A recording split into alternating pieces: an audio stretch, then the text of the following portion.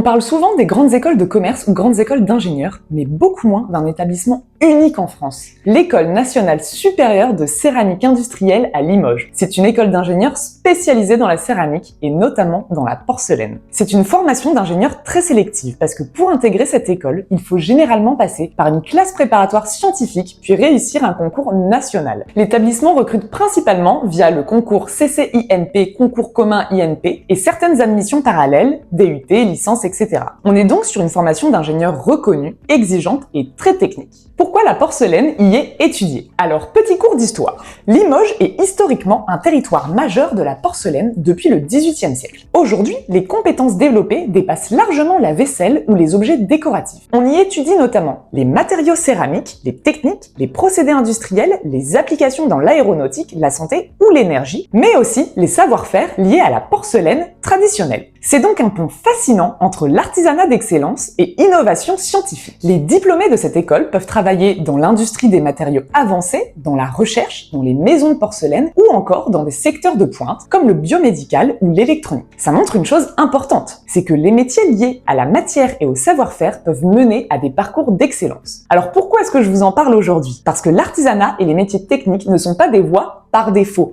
Ce sont parfois des voies hautement qualifiées, même très souvent, sélectives et stratégiques pour l'avenir industriel et environnemental. Est-ce que tu connaissais cette école? Et plus largement, est-ce que tu savais qu'on pouvait devenir ingénieur dans des domaines liés à l'artisanat?